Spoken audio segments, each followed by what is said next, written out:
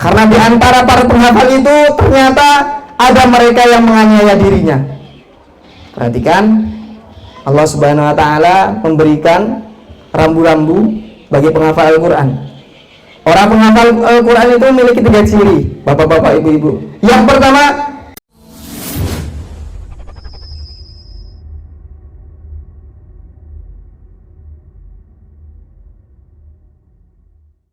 Assalamualaikum warahmatullahi wabarakatuh. Innal hamdalillah nahmaduhu wa nasta'inuhu wa nastaghfiruh wa na'udzu billahi min shururi anfusina wa min sayyiati a'malina. Man yahdihillahu fala mudilla lahu wa man yudlil fala hadiya lahu. Asyhadu an la ilaha illallah wahdahu la syarika lahu wa asyhadu anna Muhammadan abduhu wa rasuluhu la nabiyya ba'dah. Allahumma shalli wa sallim ala nabiyyina Muhammadin wa ala alihi wa ashabihi wa man tabi'ahum bi ihsanin ila yaumiddin. Qala Allah ta'ala fil Qur'anil Karim, a'udzu billahi minasyaitonir rajim. Ya ayyuhan nasu ittaqu rabbakumul ladzi khalaqakum min nafsin wahidah wa khalaqa minha zawjaha وبث منهما رجالا كثيرا ونساء واتقوا الله الذي تساءلون به والأرحام إن الله كان عليكم رقيبا. قال رسول الله صلى الله عليه وسلم في الحديث اتق الله حيثما كنت وأتبع السيئة الحسنة تمحوها وخالق الناس بخلق حسن. وقال أيضا اقرأوا القرآن فإنه يأتي يوم القيامة شفيعا لأصحابه. Yang kami muliakan alim ulama, para asatid dan asatidzat, ustazah dan ustadz, para tokoh masyarakat dan juga tokoh agama yang kami hormati, pembina daripada Yayasan Al-Hijrah Bapak Sumroh yang kami hormati, pembina Yayasan Bangkit Mulia Indragiri Bapak Dr. Haji Amin, dan juga yang kami hormati kepada seluruh tamu undangan yang berbahagia pada kesempatan kali ini. Alhamdulillah kami bersyukur kepada Allah Subhanahu wa taala, pada kesempatan kali ini kami hadir menghadiri undangan daripada panitia dalam rangka wisuda tahfiz Al-Quran angkatan 1 tahun ajaran 2020-2021 dan tasyakuran Pondok Tahfiz Tahta Zilalul Quran. Kalau kita tadi mendengarkan Bapak Haji Sumroh bercerita bagaimana pondok ini terbangun luar biasa, dan ini sesuai dengan namanya, pindah demi pindah dilalui, namun tetap dalam tahta zilalul Quran, tetap dalam naungan Al-Quran. Luar biasa. Maka pada kesempatan kali ini, pagi menjelang siang ini, kita bersyukur kepada Allah Subhanahu wa taala yang telah banyak memberikan nikmat kepada kita, sehingga pada kesempatan kali ini kita masih bisa bertatap muka dalam acara ini. Dan tentu wujud syukur kita kepada Allah kita wujudkan dengan mengucap alhamdulillahirabbil alamin bi ni'matihi tatimmus shalihat. Pandai-pandailah kita menjadi hamba yang bersyukur kepada Allah Subhanahu wa taala. Ketika kita tidak pandai bersyukur kepada Allah Subhanahu wa taala, maka kita akan menjadi yang sebaliknya, menjadi hamba yang kufur kepada nikmat Allah Subhanahu wa taala. Ketika kita kufur dengan nikmat Allah, ketahuilah bahwasanya adab Allah sangatlah pedih. Salawat dan salam marilah kita haturkan kepada Nabi besar kita Muhammad sallallahu alaihi wasallam. Berkat beliau sampai saat ini kita masih bisa merasakan manisnya iman, nikmatnya Islam. Dan itu karena memang perjuangan beliau yang sangat luar biasa, dan itu patut kita teladani baik dalam keseharian kita maupun dalam aspek segala kehidupan kita. Para hadirin dan hadirat yang dimuliakan oleh Allah Subhanahu wa taala, momen kali ini adalah momen yang sangat luar biasa. Rasulullah Shallallahu alaihi wasallam bersabda, man ahabba ayyuhibballah wa rasulahu. Barang siapa yang mencintai, ingin dicintai Allah dan Rasulnya, falyandur, maka lihatlah seseorang. Fa in kana yuhibbul Qur'an, barang siapa kalau dilihat seseorang itu dia mencintai Al-Qur'an, fahuwa yuhibbullah wa rasulah, maka ketahuilah siapa saja yang cinta terhadap Al-Qur'an, niscaya ia akan cinta kepada Allah dan Rasulnya. Terbukti bapak-bapak, ibu-ibu, adik-adik kita yang tadi di wisuda, yang hafal 10 juz, 8 juz, 4 juz dan lain sebagainya, itu adalah bukti mereka bahwasanya mereka cinta kepada Allah dan Rasulnya. Ketahuilah, ketika kita sudah cinta terhadap sesuatu, apapun jalannya, pasti ia akan lakukan. Betul bapak-bapak, ibu-ibu? Lihat perjuangan para sahabat, apapun yang dilaluinya, pasti karena kecintaannya kepada Allah dan Rasulnya dilaluinya. Contoh Ummu Qais, seorang wanita yang ketika itu Rasulullah SAW perintahkan untuk berhijrah. Maka Ummu Qais ini adalah satu-satunya yang wanita, seorang wanita yang hijrah bersama Rasulullah SAW menuju kota Madinah.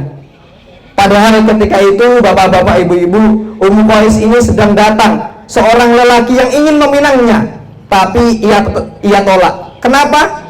Karena ia cinta kepada Allah dan Rasulnya, memilih dia hijrah, ia tinggalkan lelaki tersebut. Bapak-bapak, ibu-ibu yang dimuliakan oleh Allah Subhanahu wa taala. Dan ini sesuai dengan Allah Subhanahu wa taala yang Allah gariskan dalam firman-Nya. Bapak-bapak, ibu-ibu yang dimuliakan oleh Allah Subhanahu wa taala, qul in kuntum tuhibbunallaha fattabi'uni. Katakanlah Muhammad, ketika engkau cinta kepadaku, fattabi'uni, maka ikutilah aku. Para ulama menjelaskan maksudnya fattabi'uni adalah kembali kepada Al-Quran dan As-Sunnah. Maka adik-adik kita ini adalah orang yang setia terhadap Allah dan Rasulnya. Al-Quran kalamullah dihafal olehnya. Dalam waktu 3 tahun dapat menghafal Al-Quran sebanyak 10 juz, luar biasa. 8 juz, luar biasa. 4 juz, luar biasa. Kalau dikatakan oleh Bapak Khalid tadi Pak ya, kita ini yang tua sudah sulit sekali menghafal. Ibaratnya tadi, kalau sudah tua ini ibarat kita nulis di atas pasir, kena ombak hilang. Kalau ada pepatah mengatakan, ketika kita menuntut ilmu di waktu kecil, bak ibarat kita mengukir di atas batu, diterjang ombak, kena tetesan air hujan yang begitu deras, dia tidak akan pernah luntur, tidak akan pernah pudar. Namun ketika kita belajar menghafal di usia senja, sudah tua, ketika kita belajar, ibarat kita mengukir di atas air, baru kita ngapal pagi. Zuhur ingin disetorkan sama partnernya di masjid.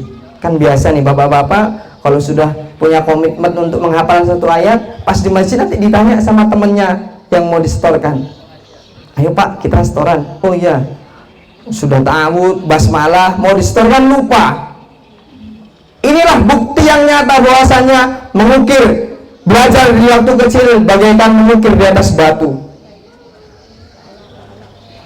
Bapak-bapak, ibu-ibu yang dimuliakan oleh Allah Subhanahu wa taala, kami mau tanya. Mohon maaf, kami mau bertanya. Boleh bapak-bapak, ibu-ibu kami bertanya? Boleh? Kira-kira orang yang hafal Al-Quran, kira-kira masuk surga enggak bapak ibu? Insya Allah ya. Jawaban yang luar biasa. Bapak-bapak, ibu-ibu perhatikan, Allah Subhanahu wa taala berjanji kepada siapa saja yang hafal Al-Quran dan bisa mengamalkan apa yang dalam Al-Quran. Allah Subhanahu wa taala berjanji akan menjadikan dirinya dihiasi oleh Allah Subhanahu wa taala untuk membedakan antara orang yang hafal Al-Quran dan yang tidak. Nanti dibuka surat Fatir ayat 33. A'udzubillahi minasyaitonir rajim. Jannatu adnin yadkhulunaha yuhallawna fiha min asawira min dhahabin wa lu'lu'a. Kelak di surga Aden mereka masuk di dalamnya. Siapa? Penghafal Al-Quran. Yuhallawna fiha min asawira min dhahabin wa lu'lu'a. Allah Subhanahu wa taala akan memakaikan kepadanya perhiasan berupa gelang-gelang yang dibuat dari emas dan juga mutiara. Wa libasuhum fiha harir. Kemudian Allah Subhanahu wa taala memakaikan pakaian yang terbuat dari sutra. Enak enggak kira-kira bapak-bapak, ibu-ibu? Enak. Masya Allah, enaknya luar biasa. Seumur hidup kami belum pernah memakai gelang emas dan juga mutiara. Kan begitu. Bisa jadi kita yang ada di sini belum pernah memakai pakaian yang terbuat dari sutra. Betul bapak-bapak, ibu-ibu? Tapi Allah Subhanahu wa taala menjamin dan berjanji ketika di akhirat kelak di surga Aden, orang yang hafal Al-Quran, Allah berikan ini semua.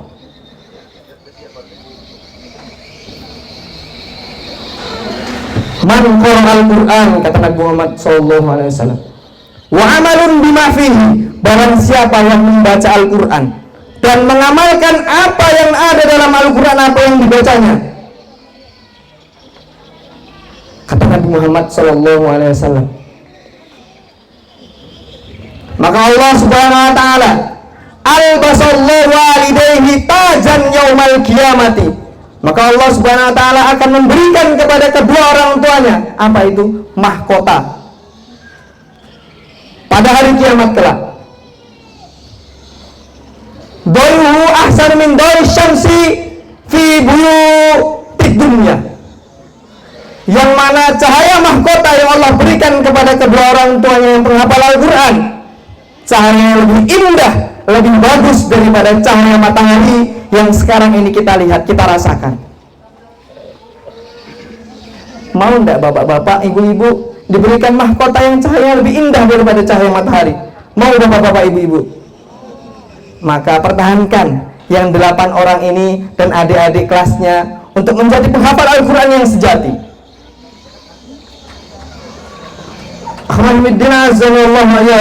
Para hadirin dan hadirat yang dimuliakan oleh Allah Subhanahu wa taala. Kemudian menjadi penghafal Al-Quran, ketika dia masuk surga, dia tidak egois. Tidak egois masuk surganya. Kenapa? Sebab Allah Subhanahu wa taala memberikan dispensasi, memberikan keringanan untuk membawa keluarganya, kakek moyangnya, bahkan anak cucunya. Allah Subhanahu wa taala berfirman, Jannatu adnin yadkhulunaha wa man salaha min abaihim wa dzurriyyatihim wa azwajihim wa dzurriyyatihim. Besok di surga Aden kelak, orang yang masuk di dalamnya, yaitu para penghafal Al-Quran, akan masuk bersama orang-orang soleh. Siapa mereka? Orang-orang soleh dari kakek moyangnya, bapak kakek moyangnya. Wa azwajihim, pasangan hidupnya. Wa dzurriyyatihim, dan juga anak cucu mereka kelak.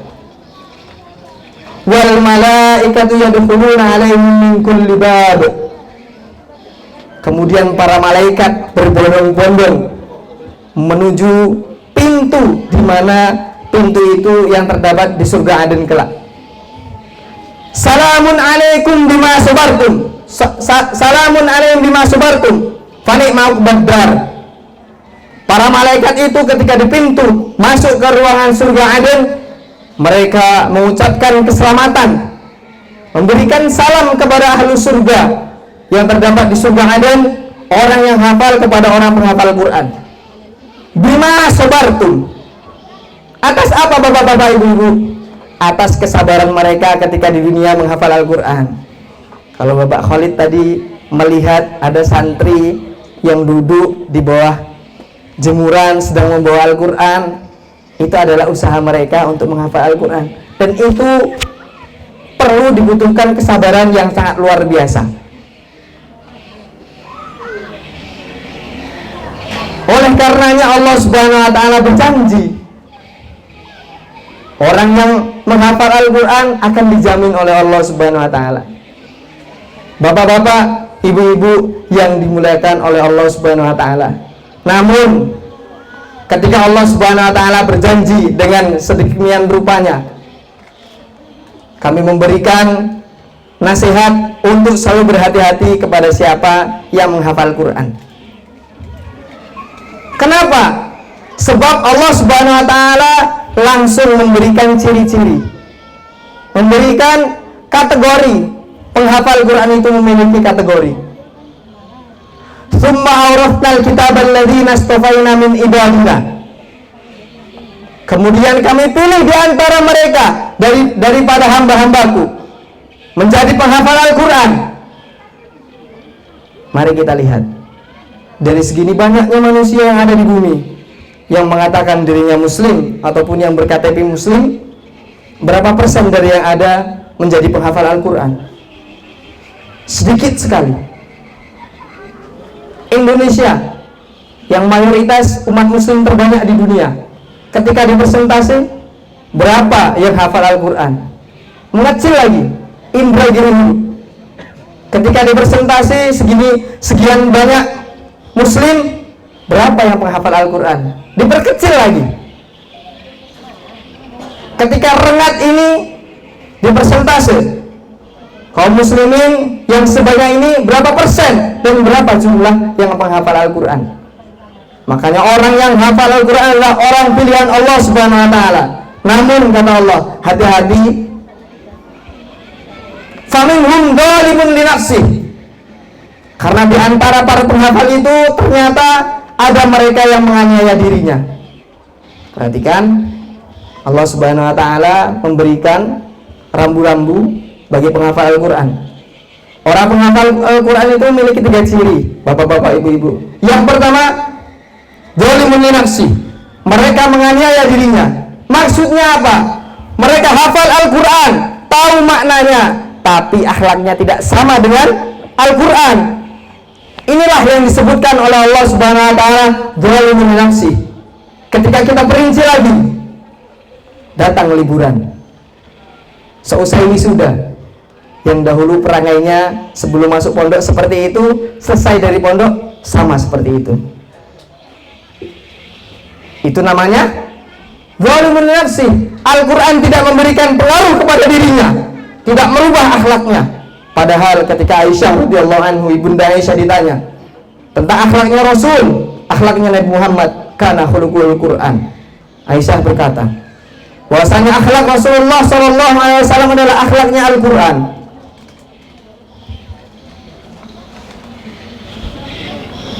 Kata Allah, faminhum wa minhum muqtasidun. Kemudian ada di antara mereka yang hafal Al-Quran, muqtasidun, berada di tengah-tengahnya. Al-Quran yang ia hafal, yang mereka hafal, bermanfaat hanya untuk dirinya, tidak bermanfaat bagi orang lain. Ini adalah orang yang tengah-tengah. Kalau bisa kita permisalkan adalah ketika liburan tiba, santri biasanya yang kami perhatikan adalah santri laki-laki, santriwan, bapak-bapak, ibu-ibu. Azan tiba, azan kumandang sholat telah dikumandangkan maghrib. Nah, ketika datang ke masjid, dia mojok-mojok di tiang paling belakang. Kenapa? Biar tidak ditunjuk menjadi imam. Nah, begitu kiranya. Hafalan yang ia miliki hanya untuk dirinya sendiri. Ini adalah orang yang kedua, di tengah-tengah posisinya. Kemudian yang ketiga Allah sebutkan, wa minhum sabiqun bil khairat biidznillah. Kemudian nomor yang ketiga adalah ketika orang yang hafizul Quran, dia mampu untuk berlomba-lomba kepada kebaikan, tentu dengan izin Allah Subhanahu wa taala. Apa yang dihafalnya kemudian terrealisasi dengan kehidupan nyatanya. Belajar tentang Al-Quran, qul huwallahu ahad. Surat apa Pak, Bu? Al-Ikhlas. Dia tidak mengatakan bahwasanya semua agama itu sama, tujuannya hanya satu. Tidak mengatakan seperti itu, tapi mengatakan bahwasanya satu-satunya agama yang benar adalah Islam. Innad dina indallahil Islam. Kiranya seperti itu Bapak-bapak, Ibu-ibu. Jadi tidak mengatakan kalau sudah hafizul Quran yang bisa sabiqun bil khairat, bukan seluruh agama ini sama. Tapi memang satu-satunya agama adalah Islam. Bapak-bapak, Ibu-ibu yang dimuliakan oleh Allah Subhanahu wa taala, kami berpesan kepada adik-adikku sebagai santriwati tahfiz Pondok Tahfiz Zilalul Quran, oleh karenanya hati-hati, jangan sampai setelah wisuda ini yang Allah kriteriakan nomor 1 dan nomor 2 jangan sampai terjadi pada diri kita. Dan kami harap setelah selesai dari pondok ini jangan sampai untuk menjadi orang yang merugi. Sekarang sudah hafal 10 juz, kemudian ternyata setelah aliyah lanjutnya bukan ke pondok tahfiz, ke SMA, atau ke SMK, kan begitu. Ini berarti merugi. Perhatikan adik-adikku, ad-dunya mataun. Dunia ini adalah perhiasan, banyak perhiasan di dalamnya. Wa khairu mata'id dunya mar'atun sholihah. Dan sebaik-baik harta dan sebaik-baik perhiasan di dunia ini adalah mar'atun sholihah, wanita yang sholihah. Ingat, jadikanlah Al-Quran sebagai pengubah diri kita. Jadikanlah Al-Quran yang menjadi kita soleh dan soleha, bukan nunggu soleh dan soleha baru berdekat-dekat dengan Al-Quran. Berjuanglah hingga Islam ini tegak di dunia ini. Jangan sampai nunggu tegak Islam baru kita berjuang. Demikian yang dapat kami sampaikan. Assalamualaikum warahmatullahi wabarakatuh.